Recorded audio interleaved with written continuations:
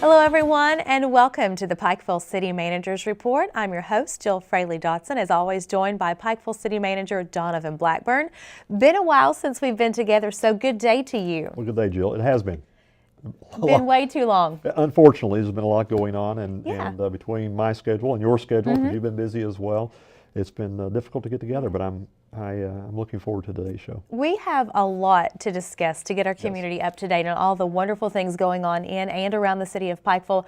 Our community literally is growing by leaps and bounds, and our big focus today is going to be on broadband, being a gigabit community, which is a necessity for us to be competitive, not only here at home, but across the country too, as we recruit businesses to come and locate and call Pikeville their home. So I'm going to let you start broadband, our big topic today. Okay, and it is a huge topic, and it's one that's it's hard to understand if from the front to the end as up to what the intent is and why that intent is there. So Jill, and I apologize. I'm going to start off by apologizing. I have put together a PowerPoint that actually I plan on showing to the City Commission at our next meeting as well, to discuss some of the national trends, some of why this is important. But unfortunately, I attended a conference last week, and unfortunately, the slides that I'm going to be showing, I took photos off the screen. So I actually still part of today's presentation from another presenter, but there was a lot of very valid points that we have been really saying for a long time, but to be able to put them into a format to where I think that the community will understand the importance of this is extremely important. So I'd like to go again to the monitor, and I've got a few slides, and again, my apologies to those that are watching for the quality of some of these that I'm about to show. But the first question, as you just mentioned, is what is broadband? And I think there's a huge misconception in the market about what broadband is, because even today I read a letter to the editor that referred to it simply in terms of being internet, as of to looking at the potential, the opportunity of being able to stream Netflix into your home. And that's 100% inaccurate from the standpoint of what we're trying to accomplish. And and I apologize, as I talked to the mayor today, that though we have had over a year and a half of commission meetings discussing this issue, there is still a lot of confusion in the market as of to what a gigabit community is and what really truly what we're looking at in the sense of broadband. So broadband is not just internet. What it is, it's high-speed internet with adequate upload and download speeds that is affordable. And the intent is in order to meet what is known in the industry as Google standards, and that's very, very important from a marketing standpoint, because in order to be able to attract industry into our market, we need to be able to meet those standards. So it's affordable internet that has high speed up to a gigabit of power, or speed, excuse me. So when we're competing against other communities out there that has higher speeds, then we're already at a significant loss from the standpoint of industrial and from that standpoint, even retail, typical recruitment, because most retail businesses now have POS systems, point of purchase systems, in their facility, and because of lack of speed, there's a significant cost to them, plus it really slows down their opportunity to create other commerce and other business. So what I wanted to do today was to really spend time focusing the first at least half hour of the show on why this is important to this community, and why, if we're looking at being able to diversify and create jobs, why it's not that should we do this, it's that we have to do this. So let me go to this slide, the next slide. And again, some of this is granular and I apologize, but what the slide that you're looking at now is this is the fastest broadband speeds on a national level. And as you can see, this is not my slide, but one that I stole. But so if you look at other economies from a national standpoint and from a worldwide standpoint, those other nations that we compete against, you can look at the different speeds, and this is of megabytes per second. So what you find is South Korea, Hong Kong, Switzerland, Japan, and right on down the line, these are the powerhouses that really have true economic engines for the world, not just our national economy, but this is the world's economy. And what you find is that the United States, our average speed is 11.4 megabytes per second in comparison to South Korea, which is double that, a little over double that. So when we're trying to compete again on a global level from the United States perspective, this is sad. So what's happened is that our nation is now looking at broadband as infrastructure, and that's been the big pivotal switch. And again, for those that's listening, I know some of this stuff is technical, but I would ask you to please pay attention to what's happening both globally and on a national level from the standpoint to be able to diversify your economy to create new jobs. And when you look at this slide up there and you look at the different countries that have much greater speeds than us, then it simply puts the U.S. in a very bad position. So what does that mean? And when you talk about speeds, that's all confusing to me. So the screen that you're looking at now, this is kind of to show the difference in what we currently have versus what the intent is. So what the example, this slide's actually through CTC, which is a company that did our study. So when you look at broadband speed and looking at a 5 gigabit file, so when you're looking at a business perspective, and again, what people are equating, what the City Commission is attempting to do is to simply give them faster speeds at home. That's not the intent. That's a byproduct. That's an advantage to have a better quality of life for those that serves the market. But the real intent, again, is to entice business and to be market friendly from the standpoint of trying to create new technological businesses within your community. So by the example that you see, this is the example using a 5 gigabit file. So what you have is you have upload speeds and you have download speeds. When the pipe comes into your house, you're looking at both. So businesses aren't only interested in how quick I can receive it, but how fast that I can send it. Because if I am, for example, and you'll see in a little while, if we're recruiting a business that distributes parts for the automotive community, then they do research and development, and usually they have very large files that they are trying to send to maybe Tokyo or to China, that they have to get it to them and have to get it back at a quick amount, in a reasonable amount of time. So the issue being is when you're recruiting industry, we're competing against communities like the Lexingtons and Louisville that will have these type of speeds that we won't have. So again, if you're an industry, think about it this way. This is the biggest point I want to make out there, is that if you're an industry and you're looking at locating a new plant somewhere, are you going to go to a community that has no interstate, that has low speeds, and doesn't candidly have those quality of life issues that you need? And the answer is no. So we're automatically right out of the box in a unfair competitive position simply because we don't have all that. The one component now nationally that tears down all those walls is high-speed internet, high-speed broadband. And simply because you don't have to drive somewhere to do business, you can simply do it through these high speeds. It is the interstate of the IT world. So this tears down a huge wall for us to be able to be competitive. And as I get into what the state's doing here in a minute, but I want to go back to this example, if you don't mind.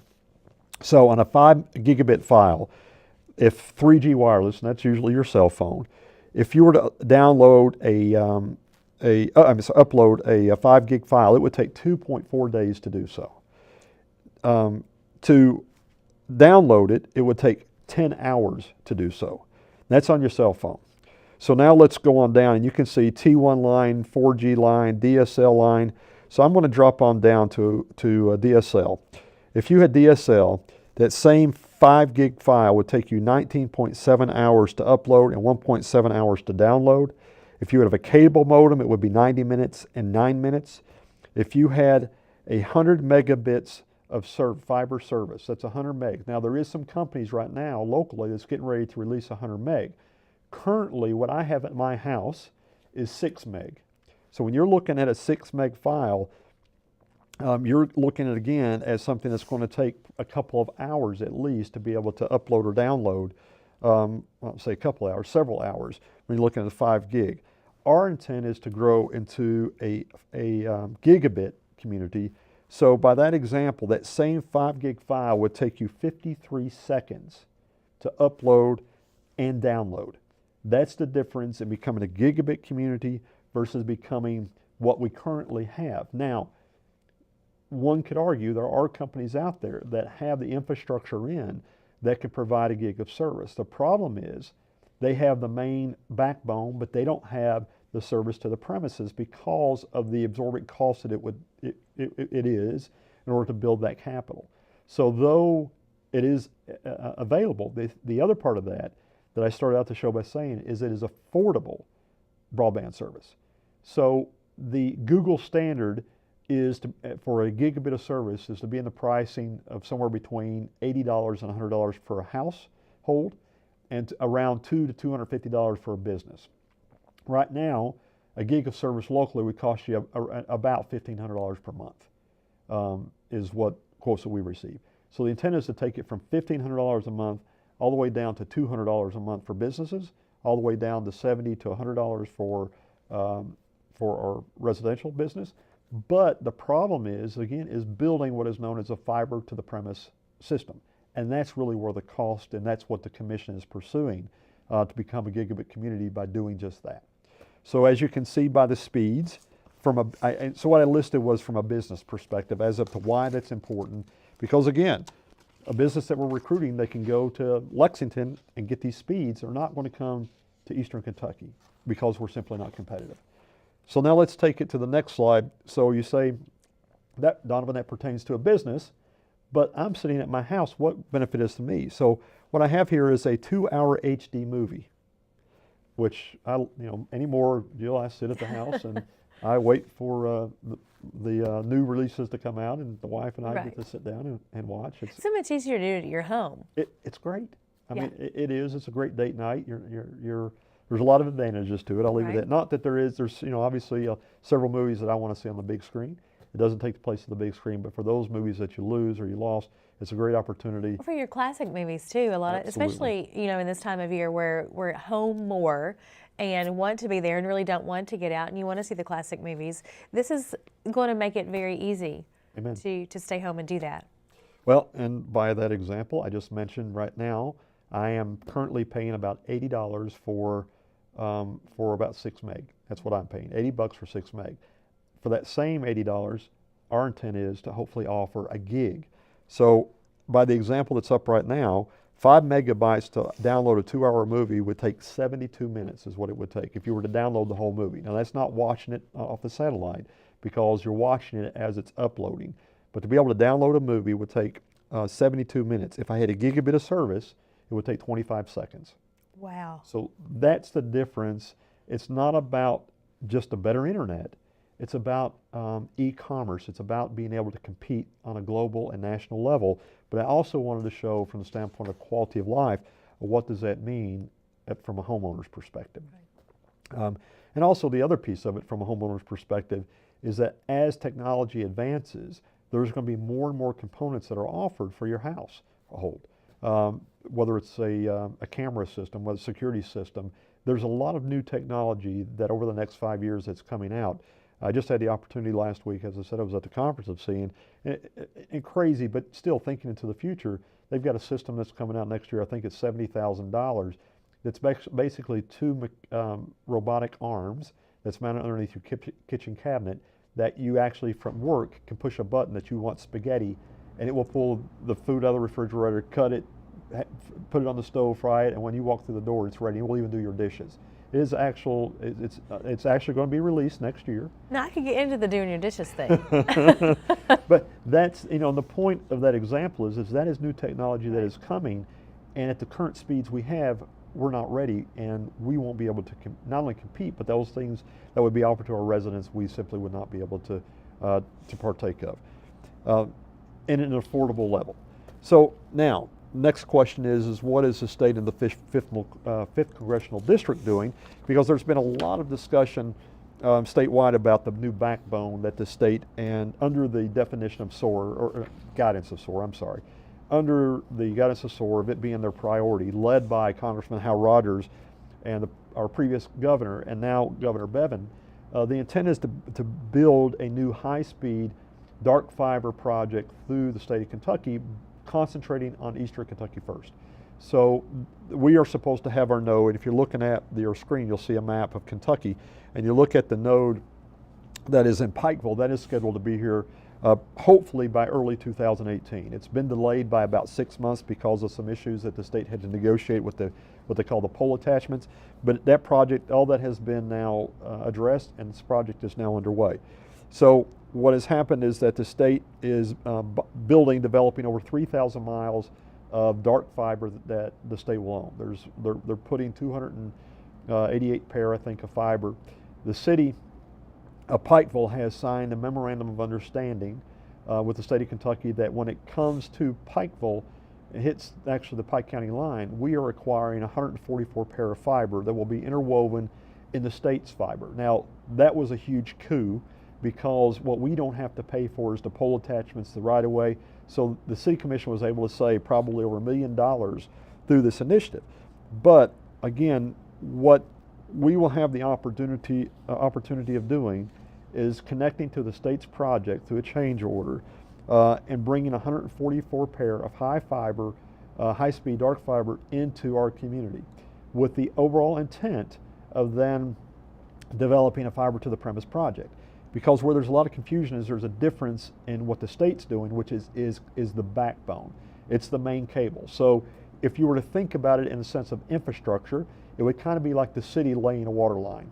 We put the water line in that runs right down Main Street, but now you have to do the water to the home project, which is then to bring off all the pump stations, to put the pressure through the lines, and to build the lines that would come off the main line to bring it actually into your household. That's what the City Commission is looking at doing and working with a couple of agencies to get it done there. So again, the state and through the leadership of both the governor and the congressman is building this network. This is a P3 type project. It's the largest private public partnership ever done in our country, to the cost of a little over $300 million. So if we don't take advantage of that, shame on us, because again, failure to do so will take us out of the market to be able to compete for new jobs, which I'm going to show you some examples in just a minute. So now let's look at SOAR. So this is the regional blueprint that SOAR came out with, because one of the comments I've heard recently is that some of this that the commission is doing is kind of a knee-jerk. And I want to dispel that. The commission has been working on this for over 1.5 years. There has been several studies they have done. We have invited the community leaderships in from every sector to talk about what this community needs to done. That sector is the group that really said we have to do this in order to be competitive.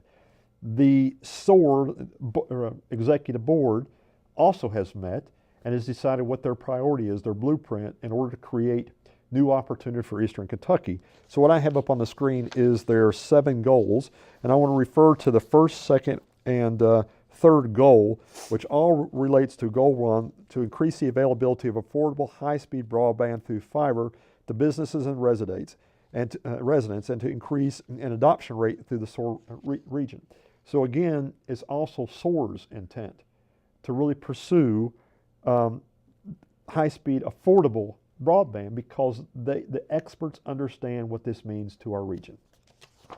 Okay, now there is something in this nation called the Great Divisional Divide, and that's really what we're kind of talking about. This is a rating system, and I don't have the chart as of to what it means, but the separation is vast. So when you look at metropolitan areas, their rating is 6.87, but when you go down to small towns or isolated towns, it drops all the way down to 6.14 and 5.94. Now what that means, and what I'm trying to show, is there is a huge divide in the metropolitan areas that have positioned themselves to be able to compete in what is getting ready to take place in our nation, versus the rural communities like us that simply have not had access to, again, to the, not internet. We have access to internet, but it's 1 meg, 5 megs, 10 megs, 30 megs, not along the competitive component to where 100 megs, 500 megs, or a gigabit. In order to compete, I cannot say it enough, and I know I'm saying it over and over, you've got to be a gigabit community, or businesses simply are not going to look your way. So that's just a breakdown. So this was a fun little fact that I thought I would share, talking about why is technology important. It for telephones, for example, 100 million users worldwide. It took 75 years for 100 million users to use the telephone. 75 years. It took 16 years for it to reach 100 million users for a mobile phone. So you can see how technology has advanced and how quickly it went from 75 to the phone to the mobile phone, 16 years. For the web, it took 7 years. For Facebook, it only took 4 years. For Instagram, only 2 years.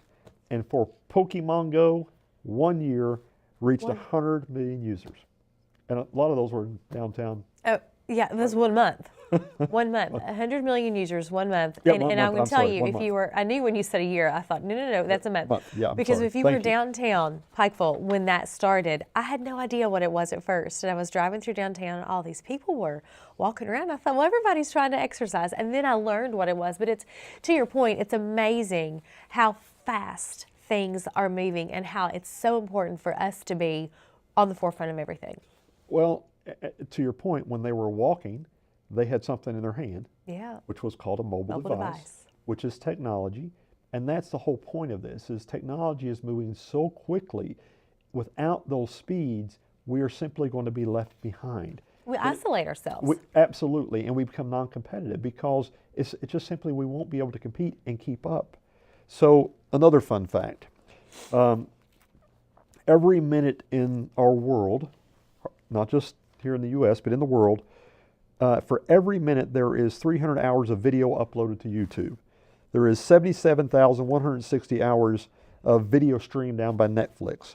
There is 694 Uber passengers taking rides, Uber, and then there's 51,000 apps being downloaded on iTunes. That's every minute, along with 110,000 Skype calls. Now the Skype component is usually related to business, or partly, but as you can see, from a world standpoint, this is every minute. This isn't every day. This is every minute this is happening.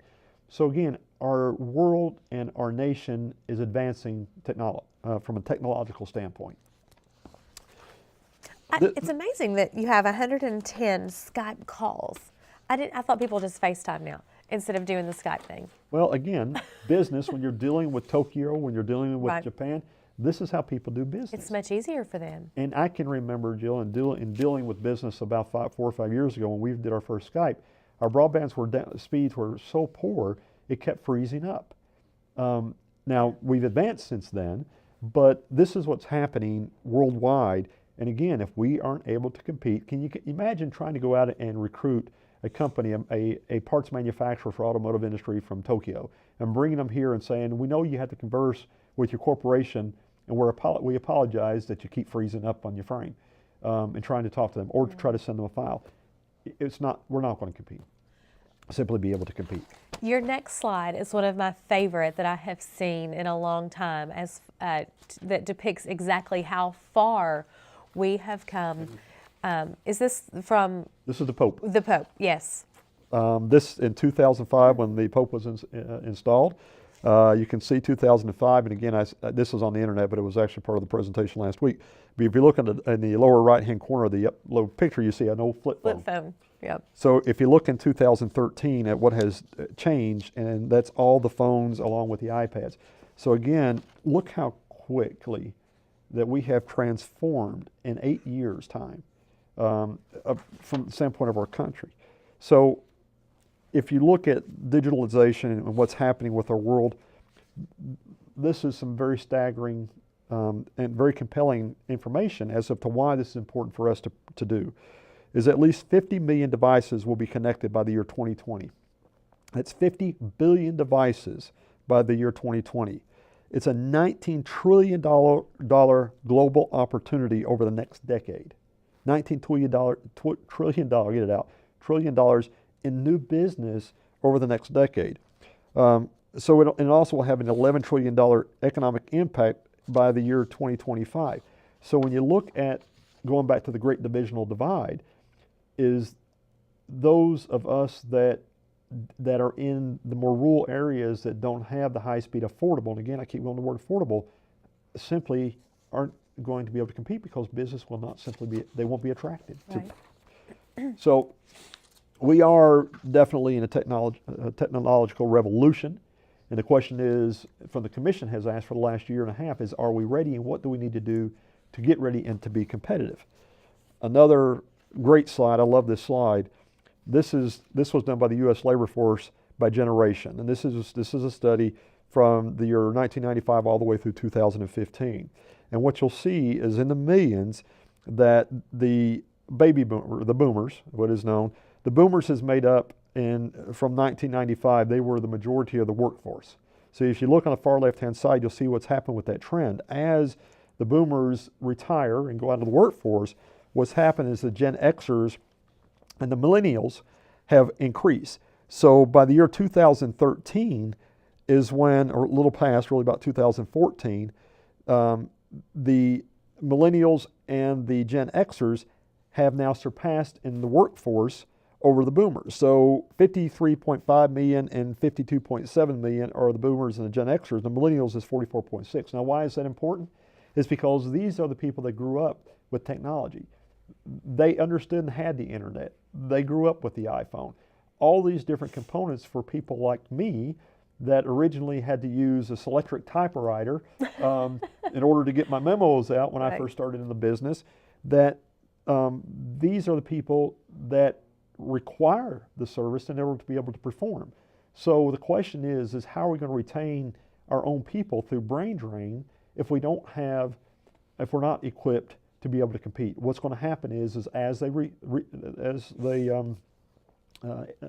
graduate from the technical school or the university, they're going to end up in the Lexingtons and Louisvilles simply because of what's happening with technology, and that's just fact.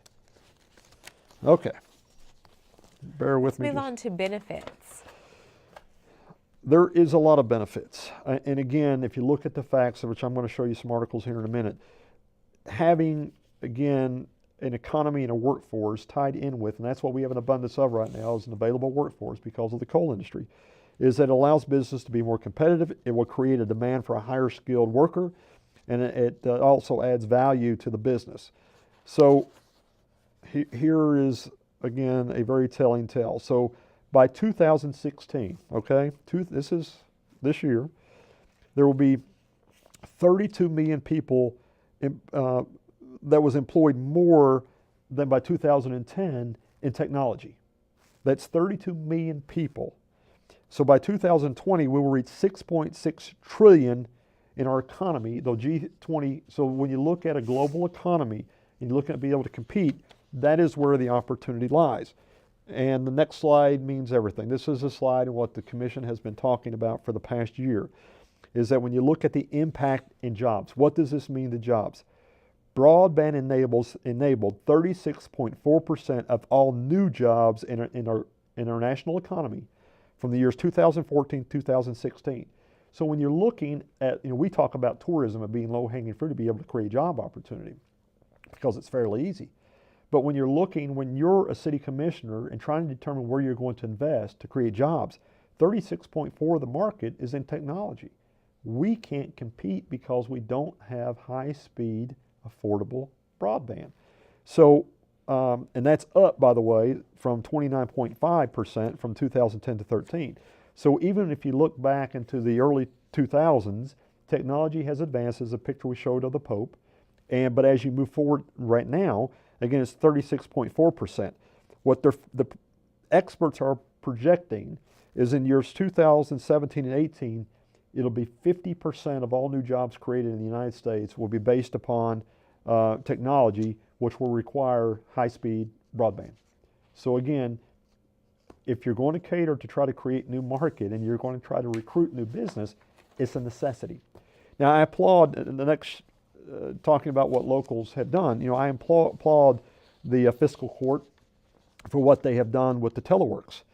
This is a wonderful project.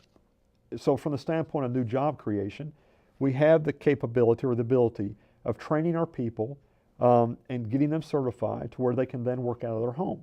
So again, what you're going to see worldwide, and there was examples that were being used at a couple of conferences that I've attended, at the amount of new jobs that's going to be created, instead of being outsourced and overseas, that you will actually be able to sit home and work from home and earn a good living But in order to do so, once we train them, we don't want these folks to go to Jackson, Kentucky, who has high-speed internet, broadband. We don't want them to go to Lexington. We don't want them to go to Louisville, who again are becoming gigabit communities. We want them people that once they're certified and trained to be able to stay here and work. There was a story that I just told last week. There's a gentleman I know that's got a brother-in-law that works in out of Cincinnati because of their gigabit service there, or excuse me, because of their high-speed service there. They don't have the speeds that we're getting ready to invest in. So he had read an article about what the city of Pikeville is doing, and he called up and said, please keep me informed, because as soon as the Pikeville receives this, I'm going to move my business to Pikeville. This gentleman makes $168,000 a year, is what his salary is right now. It's an IT-based company that he does coding, but he does it because of the speeds. It's in Cincinnati. He would much prefer to be in a more rural market with still the quality of life issues that we have. So those are the type of jobs that what BitSource is doing to train coal miners to how to code, that by having these speeds will open up a tremendous amount of opportunity. So again, I applaud the county, but again, these are the investments that's currently being made, and why the commission is looking at doing this fiber to the premise project. The same thing is said by Broadband Technology Center by Big Sandy Community College. They've got this is an old picture, by the way, I'm using, so I apologize, I couldn't find a newer picture, but this is an article that was in their newsletter that the Big Sandy Community College was awarded $3.28 million in grants, when it's a total of a $5 million project. The city also has a $1 million grant we applied for on their behalf. But what the intent is the college will be constructing the state's first broadband technology center. So the intent is to train and to certify people outside the region. They actually have people coming from other states that are now coming here to get their certification. But it's to train our people that once we get this dark fiber, of how to be able to work on the fiber. And so you've got the technical school along with places like BitSource that are teaching our people how to code. And now you've got the facility that teaches them how to work on the service. The problem is we're doing all this, but we don't have the high-speed gigabit service for them to retain them. So what we're in essence doing is we're training people to go elsewhere.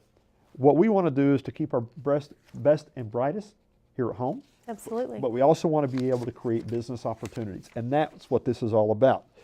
And again, this is another month newsletter from Big Sandy that there's a future in fiber. And again, it talks about the importance of broadband and high-speed affordable fiber and what that means to a community that looks to be developed.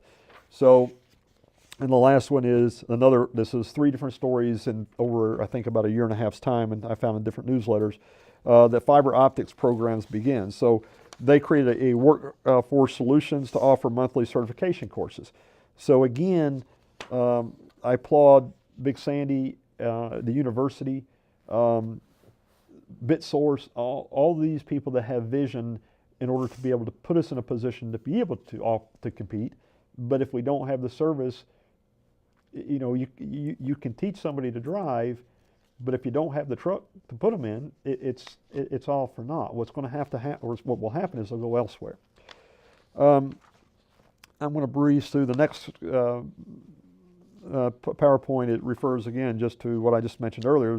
There's documented increases in home values to communities that create a gigabit of service. So you're going to increase your property value simply because people nationally recognize you as a gigabit community, because the gigabit communities are not, they're far and few out there. There are not many communities nationally that meet the Google standard or really are gigabit communities, which is what the bottom slide says. It also includes your bond rating improvements. So there's documented impact attracting and retaining new business and workers, and again, grad students.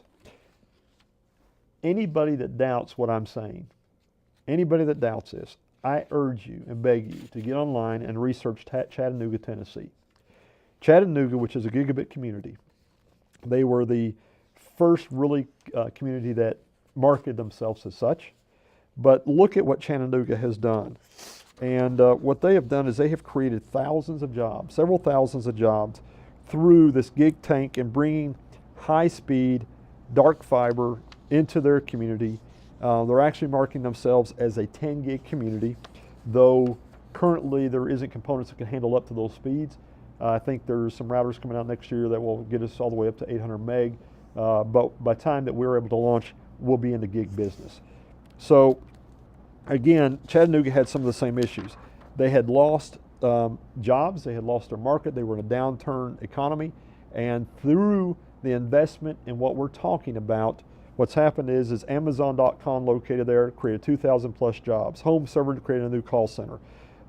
You can go on and on about what happened in what is the article that's on there, Silicon Valley in Seattle and Chattanooga. Chattanooga has advanced beyond anybody's wildest dreams because of this type of investment. So again, I urge anybody to get online and do their own research as to why this is important and why this commission over the last year and a half has looked at doing this. And there's, oops, I apologize, went backwards. There's other communities also, such as Wilson, North Carolina. You can see there on your screen the different businesses they were able to retain and also recruit.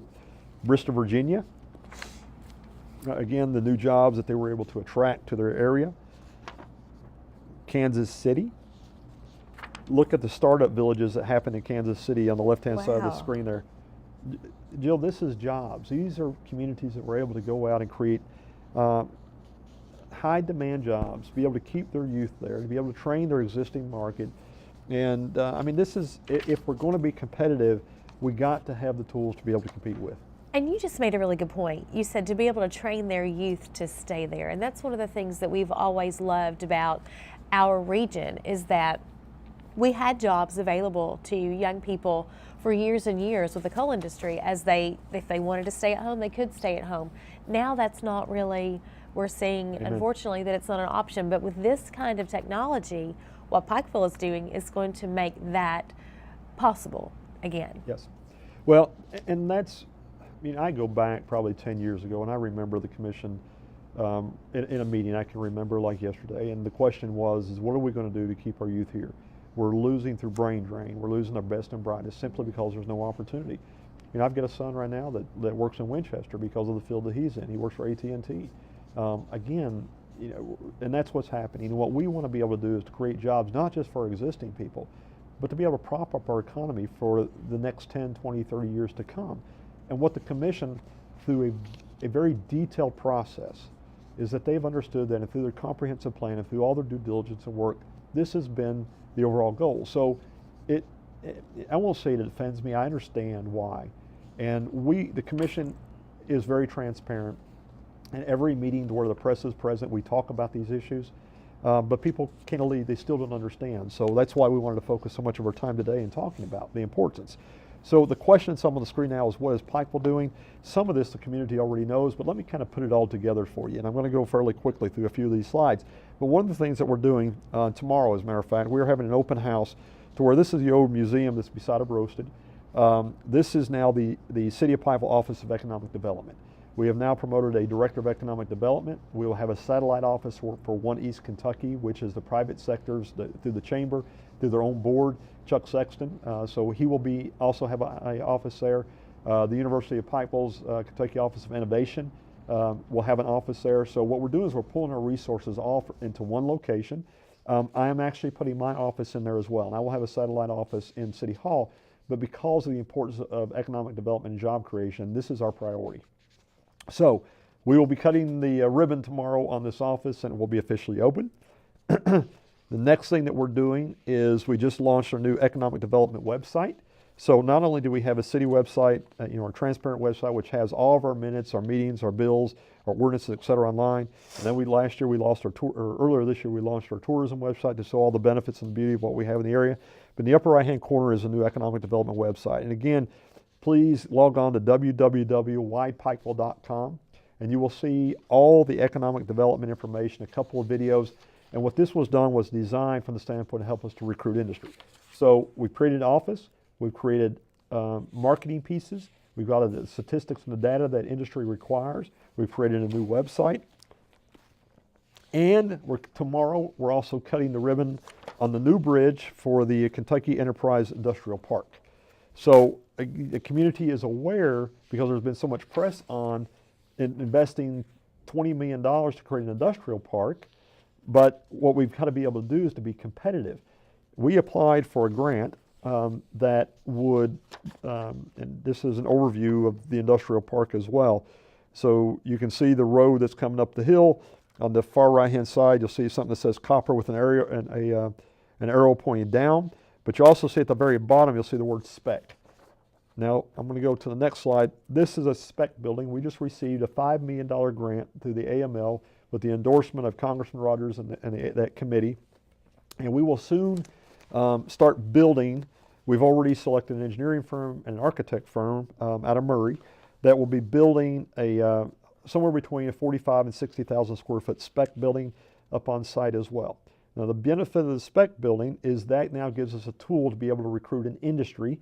But the intent was, as part of that grant that we submitted several months ago, there's a $50 or $50,000 component to put a conduit in underground so that when the dark fiber comes, that we'll be able to actually have a path to put gigabit of service in the industrial park.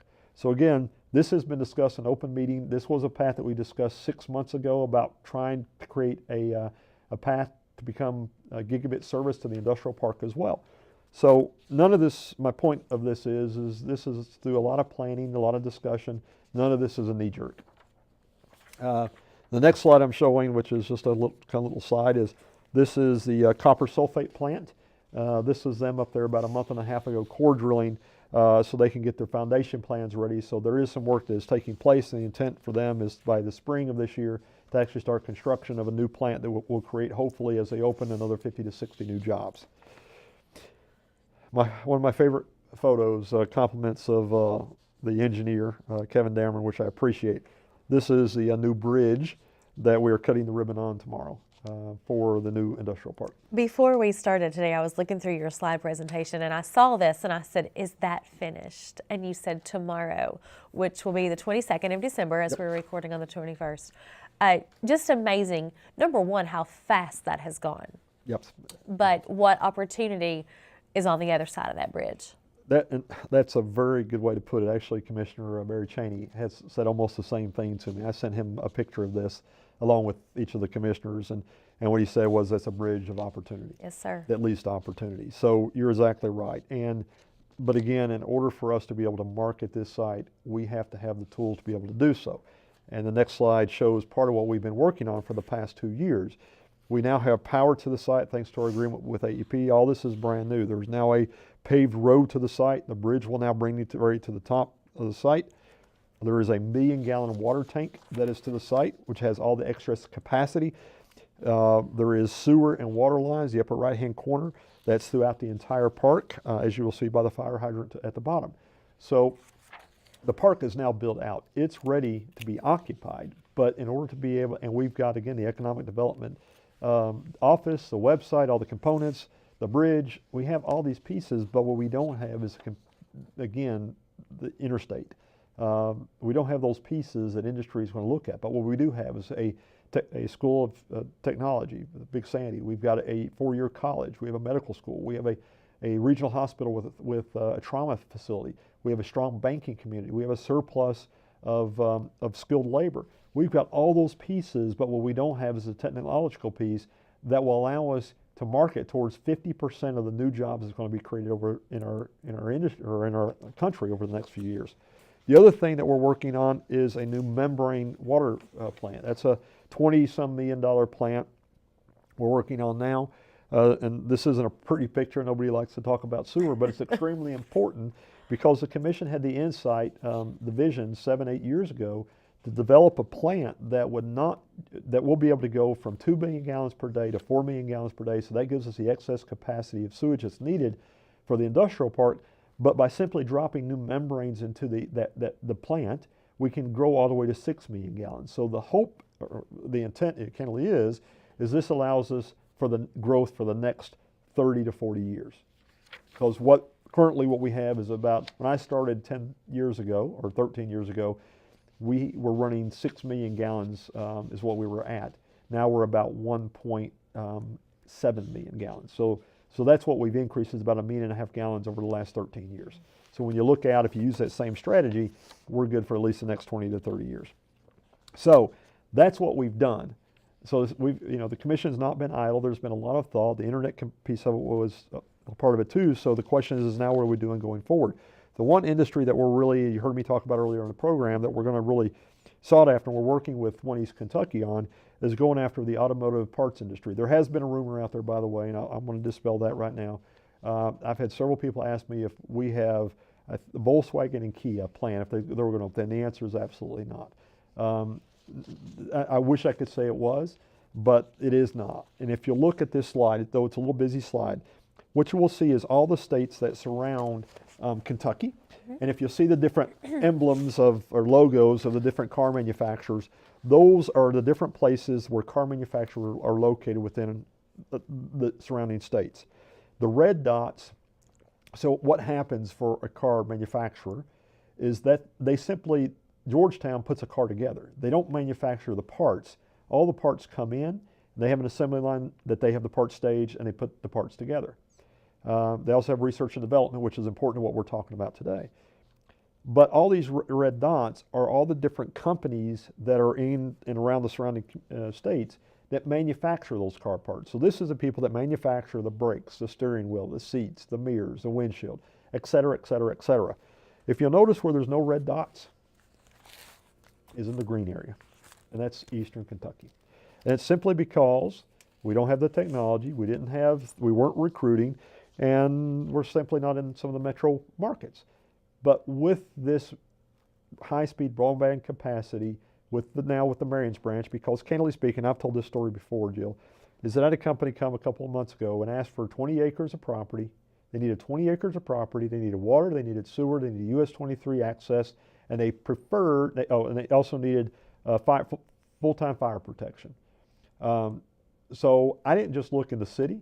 I asked our engineers to go out and look county-wide to find me a piece of property. They came back with zero. We had no property that met all those qualifications.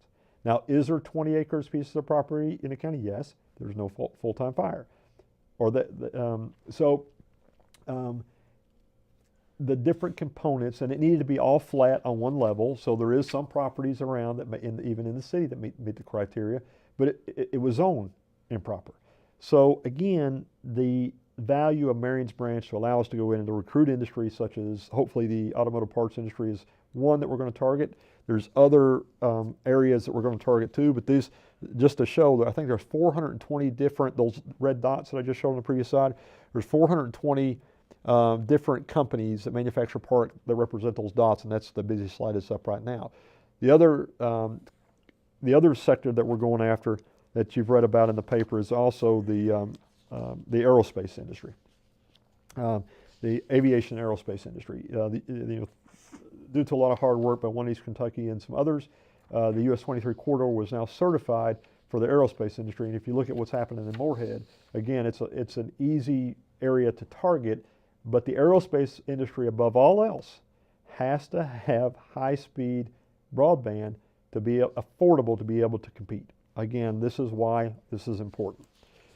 Now, the other thing that we're doing is we are working with Governor. There's a committee that's been put together that we've been working for over the year, and it's Governor Patton is kind of chairs it for us. It's Brad Hall with AEP, Chuck Sexton, myself, Greg May, Alan Gillum with One East Kentucky, who's also, everybody knows him through Appalachian Wireless, and Frank Justice. It's a committee that we have been working that has drafted a incentive plan that would offer, it's a 10-year program that would offer a rebate to businesses that is located in a community to where 10%, to a county I should say, to where if 10% of their economy was based on coal producing jobs, and if you had lost more than 50% of that 10%, then you would qualify for this incentive for a period of 10 years. If we can get this passed or through the national platform, then this would change our ability and opportunity to be able to recruit new business. Now, we have, this is now in Washington. We have met with Congressman Rogers, Senator Paul, Senator McConnell. We've had several meetings. I can't tell you how many, but they are now working with legal counsel in Washington to hopefully draft some language that as the new administration is coming in to office next year, that we're hoping that this language will be attached and it would apply. Now, if you look at Kentucky, there would be 10 counties in Kentucky that would qualify based on that criteria that I would mention. In Pike and Letcher, for example, the two that I can recall, would definitely be two of those counties. So that's extremely important. So again, I don't want the community to think that there's nothing being done from an ED standpoint, economic development standpoint. When you look at all the different work that's been done with Marion's branch and the development sites and the offices and the legislation, there's a lot of work going on behind the scenes for the last 2 years, and a lot of it's being driven through the SOAR initiative as well. So,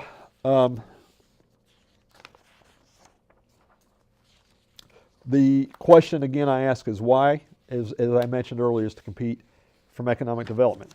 Now, what the city of Pikeville has done, I'm going to go through a quick timeline. To become a gigabit community, first thing we did back in 2000, and actually I think it started around June or July of last year, is that we hired a company by the name of CTC Technologies. Joanne Hovis is the president. This is the leading, is supposedly, and I won't say it is, there's only a handful, but this is one of the leading companies in the nation that works on broadband. They do engineering, they do comprehensive plans, they have a lot of things that they do, but their main function is to help communities to bring high-speed broadband into the community. So they've worked with cities like that we may have heard of, like New York, Los Angeles, Las Vegas. I could go on and on. This is a company that has done this for them or has worked with them to do their studies and such. And recently, they also were the company that worked with the state of Kentucky to launch the P3 project that everybody has heard of. So we hired them because we wanted the best to come in, and this is the company, and I'll get to that in just a second. Then besides that, we also joined a company by the name of Next Century Cities. And again, this is a nonprofit organization that helps provide support and data and information to communities to help them position themselves to go after high-speed internet. So the next slide is a busy slide, but the reason I put this up there, Jill, as we were talking before we got on air, is all the work that's been going on. So if you start in October of 2015, we did a contract with CTC, and then we joined Next Century Cities, as I mentioned. November, we held strategic planning sessions. I think we had, if my memory serves me, 8 or 10 of them, to where we had several people throughout our community, from business leaders. We had people from the media there. We had people from the educational system, the financial system world, the hospital, and not just local. We had people from other communities there. And what we said is, let's talk about what we need to do from a strategic level in order to be able to compete and offer affordable broadband going towards a gigabit service like we're talking about. So not only did the experts say that Pikeville is a sustainable community that really needs this service, the community came in and said, Commission, we want you to do this, and this is why. So that was held. So in February, we released, I mentioned, we executed a memorandum of the state with the state. There's 4 cities right now in the state of Kentucky that has done this, and Pikeville is one of them. Right now, Pikeville is probably farther ahead than the other 3 cities, and we are more poised to be able to develop a fiber to the premise because of all this work that has been done that I just laid out for you. Okay, so the MOU was actually updated in October of this year that actually put a cost associated with. So something was probably going to cost us an estimated $2 million is going to cost the city of Pikeville $320,000, and that's us owning those 144 strand of fiber. So in May of 2016, we released an RFI, a request for interested parties, and that went out nationwide. And it was a huge document that CTC created that went out nationwide to asking partners, P3 type partners, would you be willing to invest in our community to do this? Because recently there was an editorial that questioned, why don't you look at private partnership? We did that. And what we found is nationally the private partners said, because of your topography and because of the study, that it costs 4 times more to develop high-speed fiber to the premise projects in eastern Kentucky than it does in central Kentucky. So we're interested in operating it. We want to help you build it. But in order for you to build it, you really need to look at subsidies like grants, and you're going to have to also look at bonding. So that's when the commission pivoted and went from doing an RFI or a P3 type project to simply a public project. So in 2016, the CTC released their feasibility study and cost analysis. In July, the evaluation of the RFI, which tells you what I just said, that there's no P3 or private investment opportunity out there. In September, the CTC wrote a great white paper And it's a wonderful read that explains why this is needed in Pikeville. If you look at the economic engine, 54% of all the businesses come through Coal Run and through the city of Pikeville that's in Pike County. And because of those POS systems and those upload files and all those things, this is important for existing business. This is important because we have a regional hospital, a technical school, an optometry school, an industrial park, all those different components, Jill, that are needed, that need this service. And I'm talking a lot, I know, this is a lot of technical information, but these are the questions that the community is asking as of, they don't understand why. So in September also, we met in Frankfort with the granting agencies that said, help us apply for grants, which in September 16, we developed a phasing plan. So instead of doing it throughout the entire city, we looked at areas that would create job growth and create economic opportunity. So we were able to get the project that was going to cost $30-some million down to around $12 to $15 million. So in October, we met with the state's engineers in order to engineer how it would look like for when the state brings the dark fiber into the community. In November, we just published a request for proposals for companies that would build and operate the system for us. In November also, we submitted a $5 million power grant that we have politicked like nobody's business.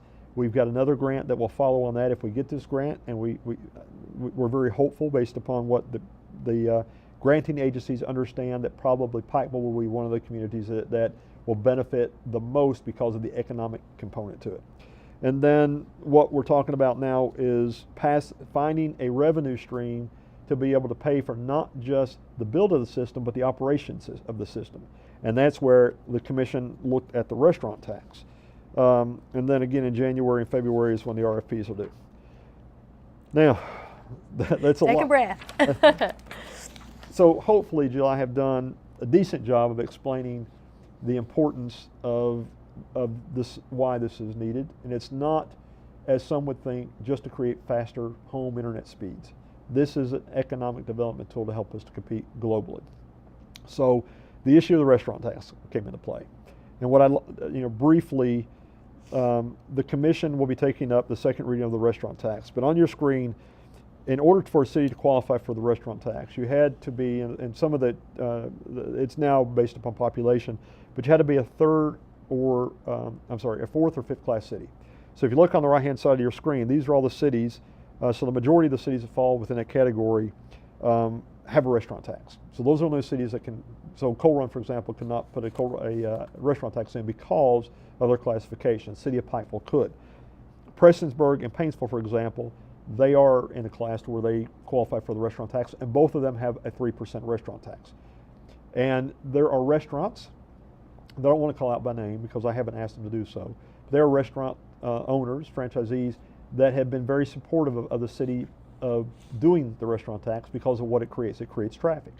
So what the intent is not to put a restaurant tax in to pay for the broadband.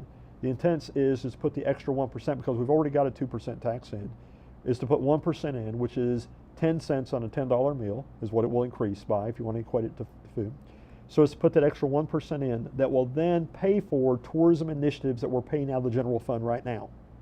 And then the money that we free up out of the general fund will be earmarked to pay for the broadband. There was a question, well, what if you put the tax in and then you don't spend enough broadband? Well, once we sign the notes for the debt service, we're locked in. It can't go anywhere else because we're obligated to fund the debt service that will be created. So that's what the intent is. The problem is, and why the commission looked at this is because there's no investors that's interested in a private investment. We're going to have to create debt service to be able to pay for it, to be able to compete and create jobs. And when you look at the restaurant tax, this is a tax of choice. It's not a tax that's automatically applied like other tax. So you have a choice whether or not you want to go inside and eat in a restaurant. And it's also a regional tax. It's not just paid by the people locally, because the example that I use on the bottom of your screen is I went to Buffalo Wild Wings. This has been a couple of months ago, and just drove through the parking lot. It was on a Wednesday. I think I mentioned this in a previous show. And there was 9 counties represented and 4 states represented. These are the people that are paying that tax as well. So our community benefits by outside trade, because when I travel to outside communities, I'm paying a tax to benefit their community. And the intent is again to generate that tax that would help benefit our community. So the next slide is very telling. This tax was imposed originally on the 2% tax was imposed on November the 15th, 2011. So what I did was I went back and I looked at 2012 versus 2016. So in 5 years, I've heard comments out there, well, this restaurant tax is going to stop business from coming. It's farther from the truth. Because of what this tax generates is it keeps the Expo Center open, it keeps Jenny Wiley Theater open, it allows us to do events like Muscle on Main, Main Street Live, drag racing. Because of those events, in the last 5 years, our receipts from restaurants has grown by 17.26%. On the right-hand side of your screen, McDonald's, both locations, one remodeled, one relocated, Wendy's rebuilt, Landmark remodeled, Mona's remodeled, Joyce's, Happy Days, El Azul's, all either remodeled or relocated. Since that same time that the city implemented the restaurant tax, we've been able to attract restaurants like Orange Leaf, Penn Station, Pig in the Poke, the College Cafeteria, Texas Roadhouse, Blue Raven. You can go right on down the line, and we still have the Golden Corral. By the way, since I'm on that, there's been a lot of questions as of where's Golden Corral, and they are coming. The problem is because this was a remodel, they're going into the existing facility. They had to redo their designs and submit them to the state. The state requested several modifications to their plans. They are now on their final plan, and they're waiting for it any day to come back to the state. They've already put it out for bid.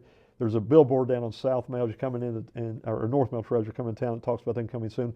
So if you want to get updates, get on their Facebook page and they'll update you. But they're hoping that any day now, as soon as they get their plans back from the state, that they'll be going to construction. So though it has delayed it, it hasn't stopped. Folks, the Golden Corral is coming, I assure you.